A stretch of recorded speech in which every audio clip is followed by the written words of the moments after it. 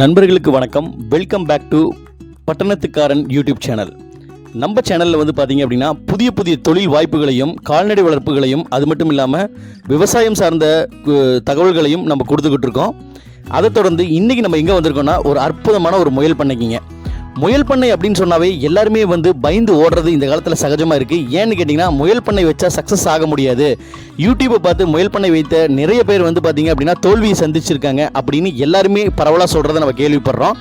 அப்படி இல்லாமல் முயல் பண்ணையிலையும் சாதிக்கலாம், அதுலேயும் வந்து நிறைய லாபகரமான விஷயங்கள் இருக்குது அப்படிங்கிறத ரொம்ப சூப்பராக ஒருத்தர் வந்து நிஜப்படுத்தி இருக்கிறாங்க. அவங்களோட பண்ணைக்கு தாங்க நம்ம வந்திருக்கோம். ஆமாங்க, ஈரோடு மாவட்டத்தை சார்ந்த ஒரு பெண்மணியானவங்க தனித்து நின்று ஒரு அற்புதமான முயல் பண்ணையும் அது கூட மதிப்பு கூட்டப்பட்ட முயல் பொருட்களையும் வந்து விற்பனை செய்து ரொம்பவுமே சூப்பராக பண்ணிகிட்டு இருக்காங்க. அவங்க கிட்ட போய் அவங்க எப்படி செய்கிறாங்கிறத கேட்டு தெரிஞ்சுக்கலாம். வாங்க வீடியோக்குள்ளே போகலாம்.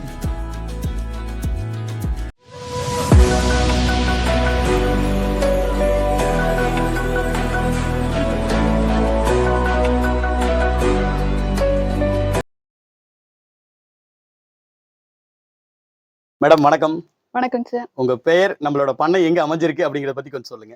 என்னோட பேரு புவனேஸ்வரிங்க சார். சரிங்க. நம்மளோட பண்ணை பாத்தீங்கன்னா ஈரோடு மாவட்டத்துல பெருந்துறை ஈரோடு மெயின் ரோட்ல கதிரம்பட்டிங்கிற வில்லேஜ்ல சூர்யா இன்ஜினியரிங் காலேஜுக்கு பின்னாடி அமைஞ்சிருக்குங்க சார். ஓகே. நம்மளோட பண்ணையோட பெயருங்க? வெண்குழலி முயல் பண்ணைங்க சார். வெண்குழலி முயல் பண்ணை. பேசிக்கா நம்ம இங்க என்ன பண்ணிட்டு இருக்கோம் மேடம், அதை பத்தி கொஞ்சம் சொல்லுங்க. முயல் வளர்த்துட்டு இருக்கோங்க சார். சரிங்க. நம்ம இது ஒரு பிசினஸா பண்ணிட்டு இருக்கோங்க சார். ஓகேங்க. பிரீடிங் இங்கேயே பண்றோம். ஓ. சோ நம்ம முயல் வளர்த்தி அந்த குட்டிங்களை வந்துட்டு நம்ம மீட்டா கன்வெர்ட் பண்ணிருக்கோம். மீட்டும் சேல் பண்றோம். அதாவது முயல் கறி நம்ம விக்கிறோம். முயல் கறியை சமைச்சும் நம்ம கொடுக்குறோம் சார். சரிங்க. அதுக்கப்புறம் நம்ம முயல் ரத்தத்துல தலைக்கு தேய்க்கிற எண்ணெய், அதாவது rapid blood herbal hair oil அப்படிங்கறது பண்றோம். அப்புறம் முயல் கறி உப்பு கண்டம் பண்ணி நம்ம கொடுக்குறோம் சார். ஓகே, ரொம்ப அருமையா சொன்னீங்க. ப்ரொஃபஷனல் மெத்தட்ல வந்து ஒரு முயல் பண்ணையை வந்து நீங்க நடத்திட்டு இருக்கீங்க, தொழில் முறையில பண்ணிட்டு இருக்கீங்க. ரொம்ப சிறப்புங்க, வாழ்த்துக்களை தெரிவிச்சுக்கிற முதல்லயே. அதாவது வந்து பாத்தீங்கன்னா இதை நீங்க ஆரம்பிக்கிறதுக்கு எது தூண்டுகோலா இருந்துச்சு, எப்படி நீங்க ஆரம்பிச்சீங்க? ஏன்னா இது இந்த துறைக்குள்ள நீங்க புதியதா வந்திருப்பீங்க, எப்படி ஆரம்பிச்சீங்க அதை பத்தி கொஞ்சம் சொல்லுங்க. நம்ம பொதுவா இந்த டாக்ஸ் கேட் இந்த மாதிரி வளர்த்துறது அது பிடிக்கும். சோ இது வந்து ஒரு கால்நடை அப்படிங்கறது வச்சுக்கலாங்க சார். முன்னாடி மாடெல்லாம் வளர்த்திட்டு இருந்தோம். அப்புறம் நம்ம வேற ஒரு வேலையா கொடைக்கானல் போகும்போது மன்னவனூர் போறதுக்கான வாய்ப்பு நமக்கு கிடைச்சது. அத ஃபர்ஸ்ட் டைம் போனோம் சார். சோ அங்க போனது அங்க முயல் இருக்குங்கிறதே நமக்கு தெரிஞ்சது. அப்புறம் அங்க இருக்கவங்க கிட்ட கேட்கும் போது முயல் வளர்த்துறது கொடுப்பாங்க, சோ வளர்த்துறதுக்கான ட்ரைனிங்கும் கொடுப்பாங்க அப்படின்னு நமக்கு தெரிய வந்தது. உடனே அதையும் நம்ம வளர்த்தலாம் அப்படின்னு ஆசையில நம்ம லெட்டர் போட்டு அதுக்கப்புறம் நமக்கு ஒரு 6 மாசம் கழிச்சுதான் நமக்கு முயல்கள்ங்கிறது கிடைச்சதுங்க சார். அது கிடைச்சதுமே நமக்கு ட்ரைனிங்கும் நமக்கு அதை அட்டன் பண்றதுக்கு வாய்ப்பு கிடைச்சது. அதையும் போய் நம்ம அட்டன் பண்ணிட்டு வந்தோம். அதுக்கப்புறம் நம்ம இந்த முயல்களை பாக்குற கண்ணோட்டம் மாறிடுச்சுங்க சார். இந்த ஆசைக்கு வளர்த்துறதுங்கிறது இல்லாம இத வந்து ஒரு தொழிலா பண்ணலாம். இது என்னன்னா ஒரு நல்ல மீட் எல்லாருக்குமே கொடுக்கலாம், நம்மளும் சாப்பிடலாம் அப்படிங்கிற ஒரு பார்வையில நம்ம இதை பெருசுபடுத்திட்டோம்.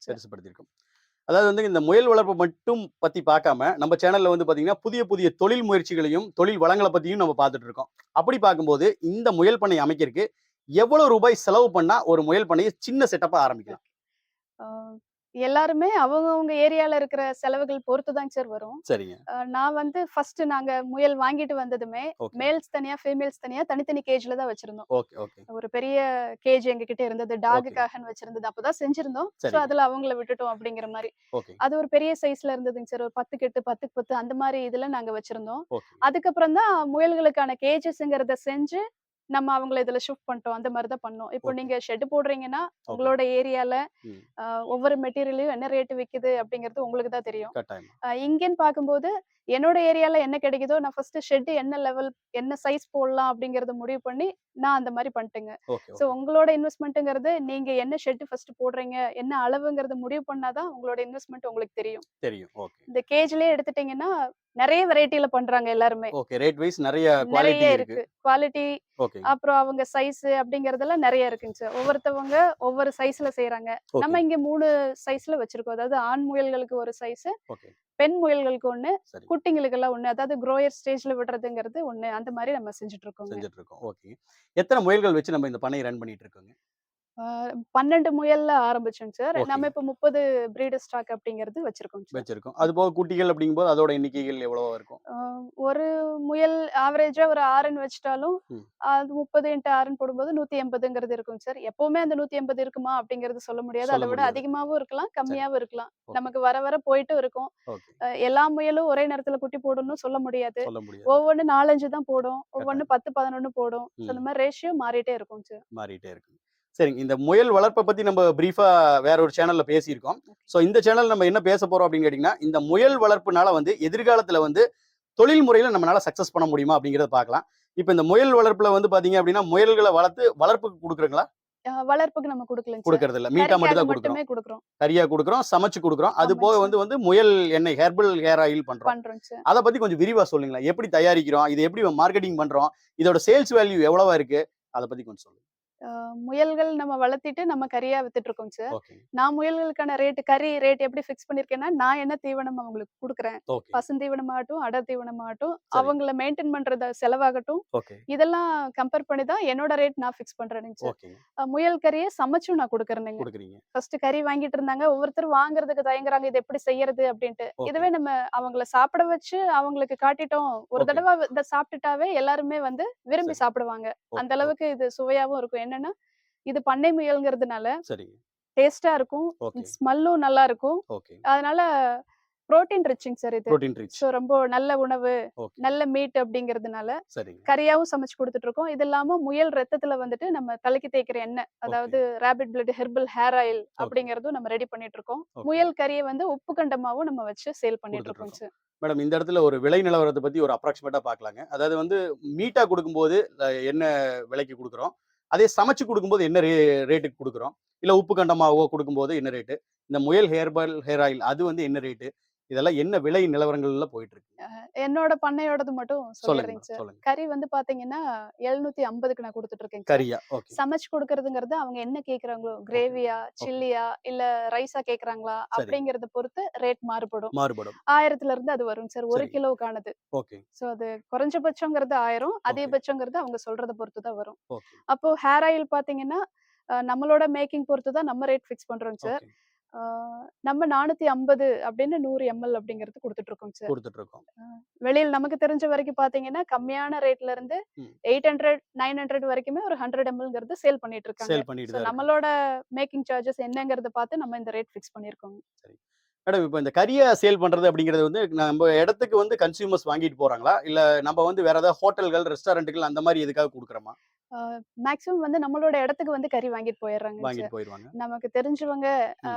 கொஞ்சம் அவங்கனால வர முடியல சரி. அப்படிங்கும்போது மெயின் ஏரியாக்கு போய் நம்ம வந்துட்டு மீட் குடுத்துறோங்க சார். மீட் இப்போ குடுத்துறோம். வரைக்கும் நம்மளோட இடத்துக்கு வந்து தான் ம். வாங்கிட்டு போறாங்க. அப்போ வாங்கிட்டு போறாங்க. ஹோட்டல்ஸ் வாங்குறாங்கங்க சார். சரிங்க. அவங்க முன்னாடியே எத்தனை கிலோ வேணும் அப்படிங்கிறது நம்மட்ட சொல்லிருவாங்க. நம்ம ரெடி பண்ணி வச்சுட்டோம்னா அவங்க வந்து எடுத்துக்குவாங்க. ஓகே. சப்போஸ் அவங்கனால வர முடியலைன்னா மட்டும் நம்ம கொண்டு போய் குடுக்குறோம். அ கொண்டு போய் குடுக்குறது செகண்ட் ஆப்ஷன் தாங்க சார். ஓகே. மேக்ஸிமம் நம்ம இடத்துக்கே வந்து வந்து வாங்கிக்கிறாங்க. வாங்கிக்கிறாங்க. இந்த இடத்துல ஒரு சின்ன சந்தேகம் வருதுங்க. இப்போ ஹோட்டல், ரெஸ்டாரண்ட்ஸ் நெறைய இடங்கள்ல வந்து முயல் கறி வந்து இப்ப வந்து ரொம்ப ஒரு ட்ரெண்டா போயிட்டு இருக்கு. நெறைய பேர் போட்டுட்டு இருக்காங்க. அப்ப அவங்களுக்கு குடுக்கும்போது நம்ம உயிர் எடையில வந்து குடுப்போமா? இல்ல வந்து மீட்டா அத வந்து கால்குலேட் பண்ணுவோமா? எப்படி பண்ணுவோங்க?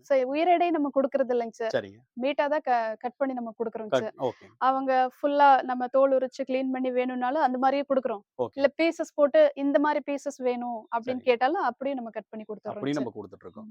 ரொம்ப அருமையா சொன்னீங்க. இப்ப இந்த முயல் ஹேர் ஆயில பத்தி கேட்கும்போது, அதோட நன்மைகள் என்ன? எதற்காக நம்ம அத யூஸ் பண்ணணும்? ஏன் வந்து இது வந்து இப்ப மார்க்கெட்ல வந்து ரொம்ப பிரபலமாயிட்டு இருக்கு? அத பத்தி சொல்லுங்க. சார் இப்போ பிரபலம் ஆயிட்டு இருக்குன்னா, பொதுவா அழகு அப்படின்னாவே எல்லாத்துக்கும் பிடிக்குங்க சார். அது முடி சரிங்க. வளருதுன்னா ஜென்ட்ஸ் ஆகட்டும், லேடீஸ் ஆகட்டும் அவங்களுக்கு அது முக்கியம் அப்படின்னு நெனைக்கிறாங்க. அதாவது வெளித்தோற்றம் நல்லா இருக்கணும் ஆமாங்க. அப்படிங்கிறதுக்காகங்க சார். முயல் ரத்தம் ஏன் இந்த அளவுக்கு ஃபேமஸ் ஆயிருச்சு அப்படின்னா, இப்போ தான் நெறைய பேர் அத பண்ண ஆரம்பிச்சிருக்காங்கங்க சார். ஓகே. அதனால அது வெளில தெரியுது. ஓகே. முன்னாடி எல்லாம் பார்த்தீங்கன்னா, சின்ன வயசுல அவங்க சொல்லுவாங்க, என்னோட சின்ன வயசுல எங்க வீட்ல தடவி விடுவாங்க. இந்த ஓகே. மாரிலாம் செய்வாங்கன்னு அவங்க ஃபார்முலாலாம் சொல்லுவாங்க. சொல்லுவாங்க. அத அவங்க மெயின்டெயின் பண்ணியிருக்க முடியாது. இல்ல ஓகே. அத ஃபாலோ பண்ணியிருக்க முடியாது. ஏன்னா முயல்கள் அவங்களுக்கு கிடைக்காது. ஓகே. இது பண்ணை நம்ம வச்சிருக்கிறதுனால, அது ரெகுலரா கிடைக்குது. கிடைக்குதுங்கிறதுனால, ஓகே. ஹேர் ஆயில் யூஸ் பண்ண ஆரம்பிச்சுட்டாங்க. இப்போ நீங்க சொன்னீங்க, அ ஹோட்டல்லலாம் இப்போ கிடைக்குது, இப்போ ஆமா. வச்சுட்டாங்கன்ட்டு. ஹோட்டல்ல வந்து ஏன் முன்னாடி கிடைக்கலைன்னா, சரி. அவங்களுக்கு ரெகுலரா முயல் கறி கிடைக்காதனால, ஓகே. அவங்க அதை செய்யல. அவங்க மெனு கார்டுல வந்து அதை சேர்த்திட்டு கஸ்டமர் வந்து கேட்கும்போது இல்லைன்னு சொல்ல முடியாதுங்கிறதுனால அவங்க அதை செய்யல. இப்போ அது ரெகுலரா அவங்களுக்கு கிடைக்கிறதுனால இப்ப எல்லா பக்கமும் சமைச்சு கொடுக்குறாங்க. அதே மாதிரிதான் hair oils. Rapid blood hair oil ரெகுலரா கிடைக்குங்கிறதுனால அதை வாங்கி யூஸ் பண்றாங்க. இதை யூஸ் பண்றதுனால என்ன பெனிஃபிட்ஸ் அப்படின்னு பாத்தீங்கன்னா, ஃபர்ஸ்ட் இது வந்து பாடி ஹீட்டை கண்ட்ரோல் பண்ணும் சார். சோ கண்ட்ரோல் பண்ணதுனாவே நமக்கு ஹேர் ஃபால்ங்கிறது கண்ட்ரோல் ஆயிரும். சோ அது ஹீட் குறையறதுனாலே கண் எரிச்சல் சரியாயிரும். சோ ஹீட்னால வர்ற பிம்பிள்ஸ்ங்கிறது கண்ட்ரோல் ஆயிரும். இது எல்லாருக்குமே தெரிஞ்ச விஷயம் தான். ஆனா நம்ம ஃபாலோ பண்றது இல்ல. சோ நம்ம ஆயில் யூஸ் பண்ணும்போது இதெல்லாம் நமக்கு எக்ஸ்ட்ரா கிடைக்குதுங்க சார். சோ இதுல டேண்ட்ரஃப் இஷ்யூஸ் இருக்கு, இல்ல முடி சம்பந்தமா வேற என்ன பிரச்சனை இருக்குன்னாலும் இதை நம்ம ரெகுலரா யூஸ் பண்ணும்போது அவங்க சீக்கிரமே அதுக்கான பெனிஃபிட்ஸ் அவங்க அடையறதுனால இது ரொம்ப ப்ராப்ளம் ஆயிருச்சுங்க சார். அதுதான் உண்மை. சரி, பிரபலமானது ஒரு பக்கம் இருக்கட்டுங்க. இதோட ரிசல்ட் அப்படின்னு பார்க்கும்போது வந்து கண்கூடான ரிசல்ட்டை நீங்க பாத்திருக்கீங்களா? கண்டிப்பாங்க சார். தெரிஞ்சிருக்கா உங்களுக்கு? கண்டிப்பாங்க சார். சரிங்க. எப்படி சொல்லலாம்னா, முடி வளர்ந்து விழுந்த இடத்துல ரீக்ரோத் அப்படிங்கிறது வந்திருக்கு. சோ இந்த கிரே ஹேர் அப்படிங்கிறது அவங்களுக்கு டார்க்கன் கலர் கொடுத்திருக்கு. ஹேர் ஃபால்லாம் கண்ட்ரோல் ஆயிருக்கு. growth ஸ்ட்ரென்தன் பண்றது, ஷைனிங் கொடுக்கறது, இது எல்லாமே வந்திருக்குங்க சார் நம்மளோட கஸ்டமர்ஸ்க்கு. நம்மளும் அதாங்க சார் யூஸ் பண்ணிட்டு இருக்கோம். நமக்கும் அதெல்லாம் இருக்கு. சோ ரிசல்ட் வந்து என்னங்கிறது கண்கூடா நமக்கு தெரியும். ஆமா, நம்ம பார்த்தோம். சரி மேடம், இப்போ எனக்கு இந்த இடத்துல ஒரு சின்ன சந்தேகங்கள் வருது. அதாவது வந்து பாத்தீங்கன்னா, இந்த முயல் ஹேர் ஆயில வந்து நம்ம வந்து உற்பத்தி பண்ணி அதை வந்து நம்ம சேல்ஸுக்கு கொண்டு வரோம் அந்த ப்ராடக்ட் அப்படின்னா, இதுக்கு நம்ம தனியா ஏதாவது லைசென்ஸ் அந்த மாதிரி ஏதாவது வாங்கணுமா?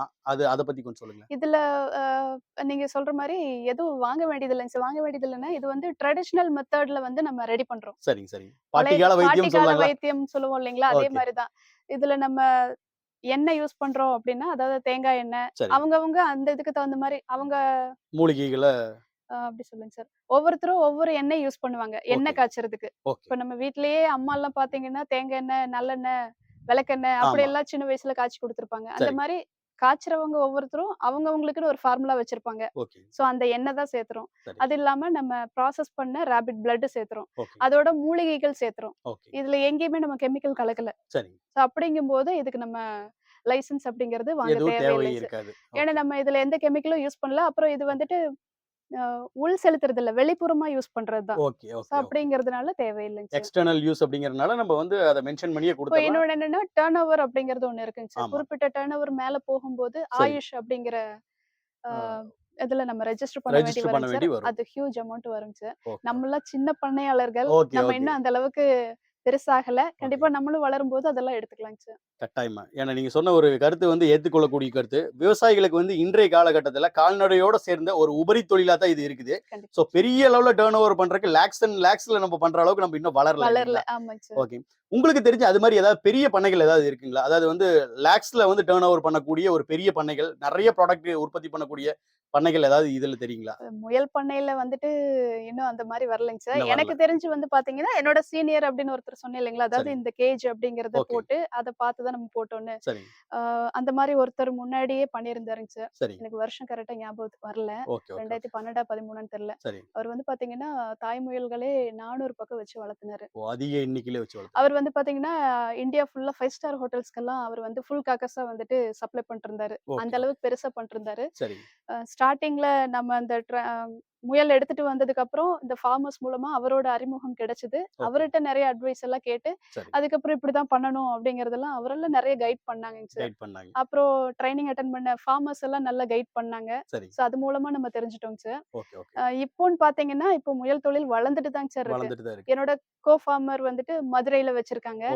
சோ அவங்க வந்துட்டு 230 தாய் முயல்கள் வச்சு இப்போ நல்லா போயிட்டு இருக்கு சார். இப்பவும் அவங்க பெருசு பண்ணிட்டு இருக்காங்க, இன்னும் எக்ஸ்டெண்ட் பண்றாங்க. அப்புறம் என்னோட ட்ரைனிங் அட்டெண்ட் பண்ணவங்க கோயம்புத்தூர்ல வந்துட்டு ஃபர்ஸ்ட் 70 தாய் முயல்கள் வச்சிருந்தாங்க. இப்ப அதை 120 பண்ணிட்டாங்க. இப்ப அவங்களுக்கு வேலையெல்லாம் முடிஞ்சு இப்ப அவங்க நேத்துல இருந்து அந்த புது கேஜ் புது சிஸ்டம்ல அவங்களை குட்டி போட்டு இப்ப புதுசா ப்ரொடக்ஷன் எடுக்கிறாங்க. ஆக்சுவலா நல்லா ரொம்ப நல்லா பண்ணிட்டு இருந்தாங்க. ரொம்ப நல்லா பண்ணிட்டு இருந்தாங்க. அதை எக்ஸ்டெண்ட் பண்ணிட்டாங்க. எனக்கு தெரிஞ்சு என் பக்கத்துல இவங்க எல்லாம் இருக்கிறாங்க. சரி மேடம், ரொம்ப அருமையா சொன்னீங்க மேடம். இப்போ ஒரு மாதத்துல இந்த பண்ணைக்குன்னு சொல்லி நம்ம செய்யக்கூடிய செலவினம் என்ன, நம்மளோட வருமானம் என்ன? இதுல வந்து பாத்தீங்கன்னா, இவ்வளவுதான் அமௌண்ட் அப்படிங்கிறது சொல்ல முடியாதுங்க சார். சரி. இப்போ ஒரு முயல் இருக்குன்னா, பசுந்தீவனம் குடுக்குறோம்னா, ஒண்ணு ஓகே. 300 கிராம் சாப்பிடலாம், ஒண்ணு 400 கிராம் சாப்பிடலாம். Okay, okay. அதோட தேவைகள பொறுத்து தான். சரி. அதுக்கு வேண்டான்னா வேண்டாம் தான். வேண்டாம் ஸோ தான். சாப்பிடுறதோட நிறுத்திரும். அதே மாரி அடர் தீவனம் போடுறதும், ஒருத்தருக்கு 100 கிராம் போடுவோம், 150 கிராம் போடுவோம். இன்னொன்னு ஓகே, சாப்பிட்டுட்டே இருப்பாங்க. ஓகே. அப்போ நம்ம எத்தன எண்ணிக்கை வச்சிருக்கோமோ, ம். அவங்க எவ்வளவு சாப்பிடுறாங்க, ஓகே. அத சாப்பிட்டது போக வேஸ்ட்டும் பண்ணுவாங்க. கட்டாயமா. ஸோ அது கண்டிப்பா முன்ன பின்ன தாங்க சார் வரும். ஓகே. அத வந்து கான்ஸ்டன்ட்டா நம்ம இவ்வளவுதான் வரும் அப்படிங்கிறது அப்படின்னு சொல்ல சொல்ல முடியாது. ஒரு முடியாதுங்க சார். அப்ராக்ஸிமேட்டான வருமானம் ஒரு மாதத்துல நீங்க எவ்வளவு வந்து ஏர்ன் பண்றீங்க? ஆ. ஏன்னா, புதிதா தொழில் ஆரம்பிக்கிறவங்களுக்கு ஒரு உத்வேகமா இருக்குங்கிறதுக்காக இந்த கேள்வி கேட்கிறேன். இதுதான் வந்து தப்புங்க சார். சரிங்க. நம்ம வந்து ட்ரெய்னிங் அட்டெண்ட் பண்ணிட்டு வந்துட்டோம். சரி, நம்ம எல்லாம் தெரிஞ்சு பண்றோம். சரி. சீனியர்ஸ் எல்லாம் நமக்கு வந்து சப்போர்ட் பண்ணாங்க. ஓகே. பிராக்டிகலா எல்லாமே பண்ணிட்டோம். இப்போ சரி. எனக்கு இந்த 3 வருஷம் கழிச்சு தான் இப்போ நான் இந்த பதில் சொல்றேன். ஓகே. ஆனா ஆரம்பிக்கிறவங்க ஃபர்ஸ்ட் நாளே அது வேணும்னு எதிர்பார்ப்பாங்க. எதிர்பார்ப்பாங்க. ஸோ அதுக்கு ஒரு 6 மாசத்துலருந்து 8 மாசம் வரைக்கும் நீங்க அத கத்துக்கிட்டீங்க அப்டின்னா, ஓகே. கண்டிப்பா அதுக்கான பதில் நீங்களே கத்துக்கலாம். ஓகே. ஓகே. தெரிஞ்சுக்கலாம். சரிங்க நீங்க மேடம். ட்ரெய்னிங் அட்டெண்ட் பண்ணும்போதே உங்களுக்கான லாபம் என்ன வருங்கிறது உங்களால கால்குலேட் நிகர பண்ண லாபம் முடியும். என்னங்கிறத அவங்க சொல்லிக் குடுத்துருவாங்க இல்லைங்களா? ஸோ நீங்களே கால்குலேட் பண்ணிக்கலாம். நம்மளே கால்குலேட் அவங்க பண்ணிக்கலாம். சொல்றத தெரிஞ்சுக்கலாம். வச்சு. ஆமாங்க சார். ஓகே.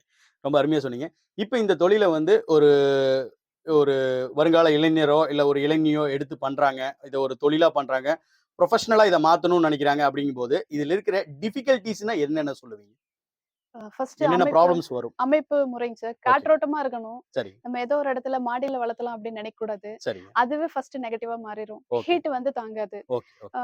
முயல்னாவே இந்த கொஞ்சம் கூலிங்கா இருந்தா அவங்களுக்கு நல்லா கம்ஃபர்ட்டா இருக்குங்கிற மாரி, நம்ம சரி. எடுத்துட்டு வந்து நம்மளோட கிளைமேட்டுக்கு அவங்கள அடாப்ட் பண்ணணும். ம். அதுக்கே கொஞ்சம் நமக்கு சிரமமா இருக்கும். ம். என்ன பண்ணுவோம்னா, நம்ம ஒண்ணும் பண்ணலைங்க சார். அவங்க கரெக்ட்டா இருக்காங்களா? தண்ணி கரெக்ட்டா குடுக்குறோமா? இது ம். ஓகேவா? அப்படின்னு அப்பப்ப செக் பண்ணுவோம் அவ்வளோதான். அது ஓகே. அடாப்ட் ஆயிட்டாங்கன்னா, அப்புறம் அவங்கள நம்ம கவனிக்க வேண்டியதில்ல. ம்.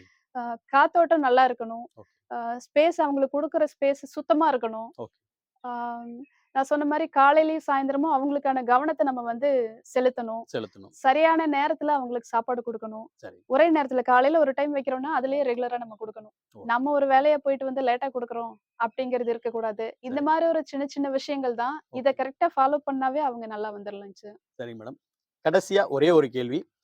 இந்த தொழில வந்து ஒரு தொழில் முறையில எடுத்து ஒருத்தர் வந்து எதிர்காலத்துல சக்சஸ் பண்ண முடியுமா? அவங்களுக்கு நீங்க குடுக்கக்கூடிய அட்வைஸ் என்னவா இருக்கும்? கண்டிப்பா வந்து எல்லாருமே சக்சஸ் பண்ணலாங்க சார். சரிங்க. அ எப்பவும் சொல்றதுதாங்க சார். ஓகே. இவ்ளோ நேரமும் அதான் சொன்னேன். ஓகே. முதல்ல போய் ட்ரெய்னிங் அட்டெண்ட் பண்ணுங்க. ஓகே. அவங்க என்ன சொல்றாங்கங்கிறத கேளுங்க. சரிங்க. உங்களுக்கு அது சூட் ஆகுமான்னு பாருங்க. ஓகே. உங்கனால அது பண்ண முடியும்னு நீங்க யோசிச்சீங்கன்னா, ஓகே. அவங்க கிட்டயே கேள்வி கேளுங்க. சரிங்க. என்னென்னலாம் உங்களுக்கு கேள்வி இருக்கோ அத கேளுங்க. ஓகே. உங்கனால பண்ண முடியலன்னு இத விட்டுற வேண்டியதில்ல. இது ஓகே. யாருனாலயும் பண்ண முடியாதுங்கிறது தொழில் கிடையாதுங்க சார். ஓகே. ஓகே. சில நுட்பங்கள் இருக்கு. அத தெரிஞ்சுக்கணும் அவ்வளோதான். தெரிஞ்சுக்கணும். இப்போ இந்த ஆடு, மாடெல்லாம் பார்த்தீங்கன்னா, ஆ பெண் ஆடோட கெடா இருக்கும். ஆ. அவங்களே இணை சேர்ந்துக்குவாங்க. ஆமா. ஸோ மாட்டுக்கெல்லாம் நம்ம ஊசி போடுவோம். ஆமா. ராபிட் பொறுத்தளவு அது கிடையாது. ஓகே. ஸோ நம்ம தான் பெண் முயல் எடுத்து கொண்டு போய் ஆண் முயல் கூண்டுல நம்ம விடணும். ஓகே. இந்த இடத்துல நம்ம தான் இருக்கணும். ஓகே. ஸோ நம்ம கையில தான் நம்மளோட லாபம்ங்கிறது இருக்கு. இருக்கு. ஸோ அத விடுறதுக்கெல்லாம் என்ன மாரி ஆ டைம் இருக்கணும்? இல்ல எப்படி விடணும்? என்ன வெயிட் வந்தா நம்ம அத மேட் பண்ணணும்?